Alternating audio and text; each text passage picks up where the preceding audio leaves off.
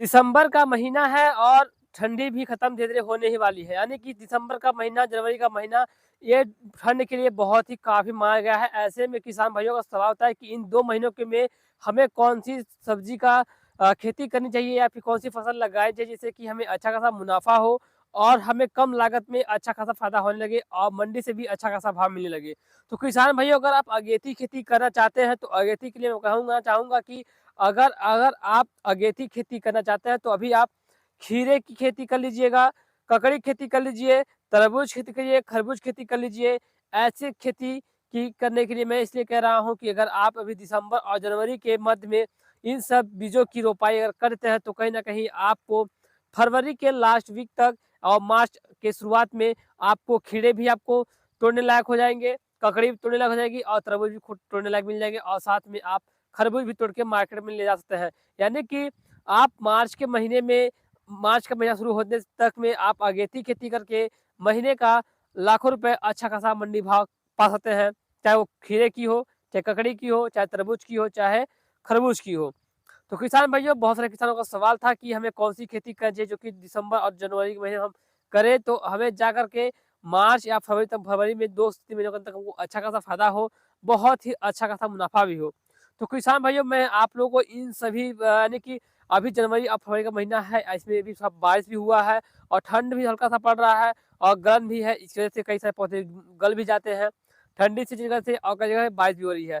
ऐसे में मैं कहूँगा कि अगर आपके पास अभी खेत खाली है, अभी तक आपने बिजाई नहीं की है, तो प्लीज़ आप अभी खीरे की बिजाई यानी कि रोपाई कर दीजिएगा।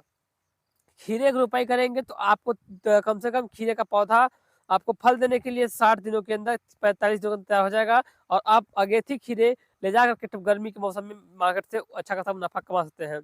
और साथ में आप ककड़ी का भी लगा लीजिएगा और बहुत सारे किसान भाई पूछ रहे थे कि तरबूज की खेती करने के लिए कौन-सी यानी कौन-सा समय है तरबूज की खेती करने के लिए भी यही राइट समय है। अगर आप अभी तरबूज की खेती करते हैं तो कहीं न कहीं आपको भी बहुत अच्छा खासा फ़ायदा होने वाला है। इसलिए आप तरबूज की खेती ज़रूर कीजिएगा।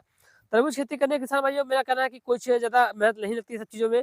आपको अच्छे तरीके से खेत की जुताई करवा लेनी है अपने खेतों की, अच्छे खासे कंपोस्ट खाद डलवा लेने हैं, आपको मेड़ तेरा कर लेने हैं। इसके साथ ही मेड़ तेरा करने के बाद आप अपने खेतों में अच्छे खासे से यानी कि बीज का चुनाव कीजिएगा, जो कि खीरे के बीज का है और साथ में तो खरबूज के बीज का भी चुनाव कीजिएगा।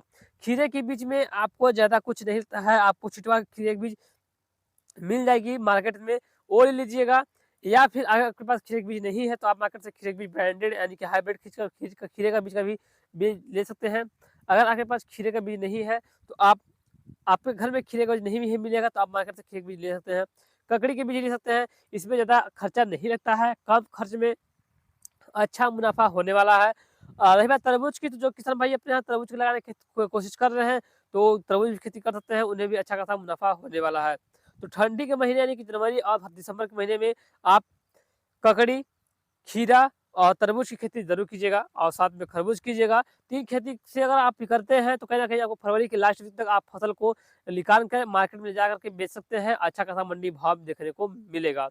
तो किसान भाइयों छोटी जानकारी थी आप सबके लिए, जो बहुत सारे किसानों का सवाल था कि हम खीरे, ककड़ी और तरबूज खेती कब करते हैं, तो आप अभी चालू करिएगा।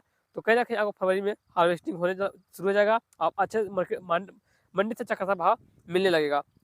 तो छोटी सी जानकारी किसान भाइयों, हमें उम्मीद है कि आपको वीडियो पसंद है, वीडियो को लाइक कीजिएगा, चैनल को सब्सक्राइब कीजिएगा। जय हिंद, वंदे मातरम, जय जवान, जय किसान।